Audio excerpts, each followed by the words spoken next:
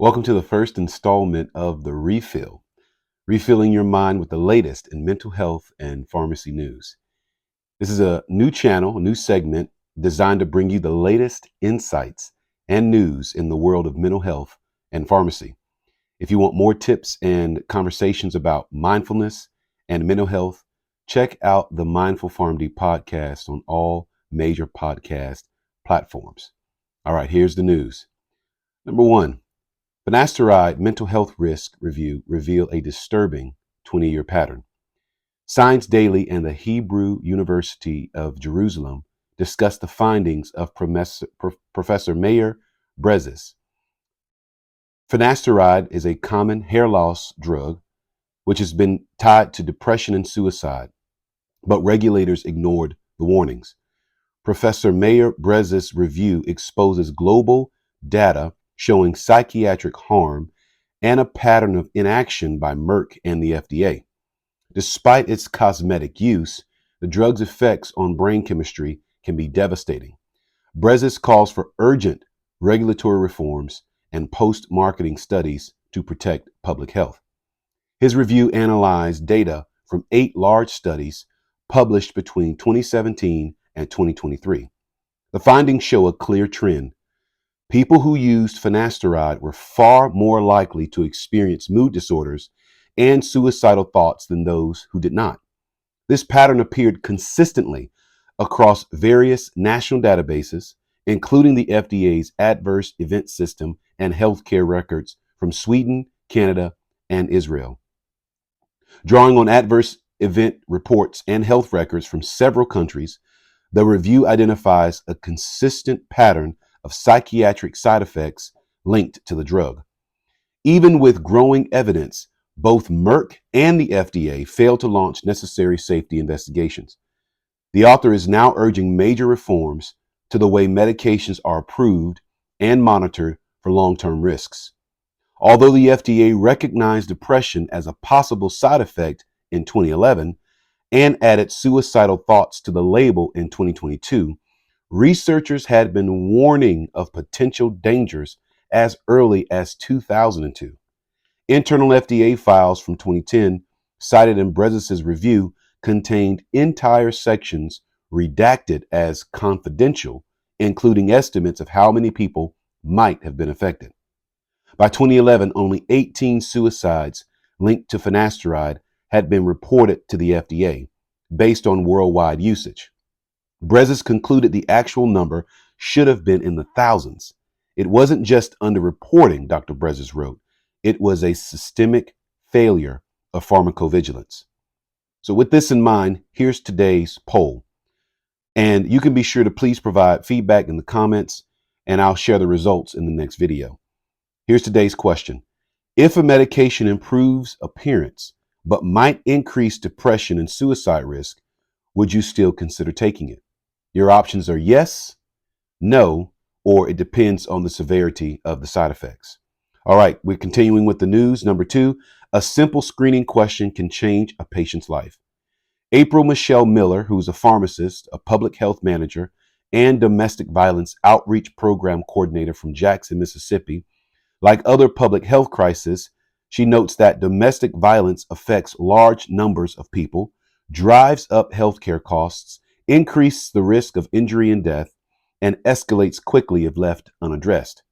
Statistics show that 1 in 4 women and 1 in 9 men will experience domestic violence in their lifetime. A 2019 review in the New England Journal of Medicine underscored these realities, emphasizing the wide range consequences of intimate partner violence across health systems and communities. More recently, Stockel and Sorensen, writing in the Annual Review of Public Health, highlighted evidence that prevention, early intervention, and policy change can significantly reduce the incidence and harms of domestic violence. Miller and her team created a domestic violence resource guide designed with frontline clinicians in mind. It's a color-coded state map showing which shelters served each county, along with contact information for every shelter, and added both state and national hotline numbers. The guide included several practical screening tools for domestic violence, including the HITS screener, which stands for hurt, insult, threaten, and scream. And this simple tool asks patients if their partner has ever hit them, insulted them, threatened them, or screamed at them.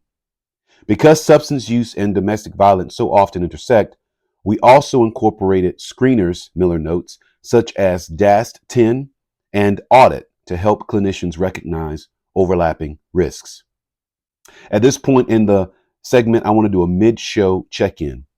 And if you're new to this channel or new to my podcast, I strive to bring you the most current news and happenings in the mental health and pharmacy industry. These videos are intended to be concise and informative, and so I would appreciate it if you would like and subscribe, as it really helps the channel. Continuing with the news. Number 3, Bayer's Linkuit enters U.S. market for non-hormonal menopause symptom medications. On Friday, the FDA approved Bayer's dual neurokinin targeted therapy, which will be marketed in the U.S. under the brand name Linkuit. And this is used to treat moderate to severe vasomotor symptoms, comprising of hot flashes and night sweats in people with menopause. Linkuit comes in a soft gel capsule and is taken once a day at bedtime. Bayer noted in an October 24th press release that the drug is designed to target both the NK1 and NK3 receptors in the brain, which play a role in temperature regulation as well as other menopausal symptoms. Fierce Pharma notes that up to 80% of women report having hot flashes at some point during the menopausal transition. And this symptom is one of the main factors that prompts women to seek menopause treatment. More than 1/3 of women report experiencing severe vasomotor symptoms, which can last a decade or more after the last menstrual period. By 2030, Bayer estimates that the global population of women experiencing menopause will increase to 1.2 billion, with some 47 million women entering this stage in life each year. And lastly, number 4, Instagram shows more eating disorder adjacent content to vulnerable teens, internal Meta research shows. This report is from Reuters, and it says that Meta researchers found that teens who report that Instagram regularly made them feel bad about their bodies saw significantly more eating disorder adjacent content than those who did not. The posts shown to those users featured prominent displays of chests, buttocks, or thighs, explicit judgment and body types, and content related to disordered eating and or negative body image. The study showed that for the 223 teens who often felt bad about their bodies after viewing Instagram, quote, eating disorder adjacent content, end quote, made up 10.5% of what they saw on the platform. Among the other teens in the study, such content accounted for only 3.3% of what they saw. The researchers stressed that their findings did not prove that Instagram was making users feel worse about their bodies. They say here, quote, it is not possible to establish the causal direction of these findings, end quote.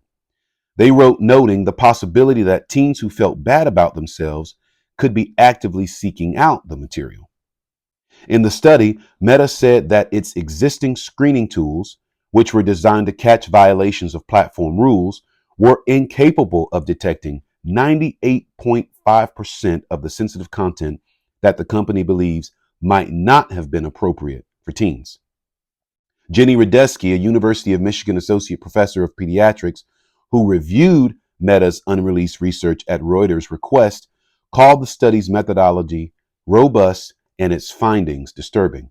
She says, quote, this supports the idea that teens with psychological vulnerabilities are being profiled by Instagram and fed more harmful content, Radesky said. We know that a lot of what people consume on social media comes from the feed, not from the search. All right, that's the news for today. You're all caught up. Thanks again for tuning in to The Refill. Remember to subscribe and share this content for others to enjoy. And until next time, remember to breathe, carry what matters, let go of the rest, and stay mindful.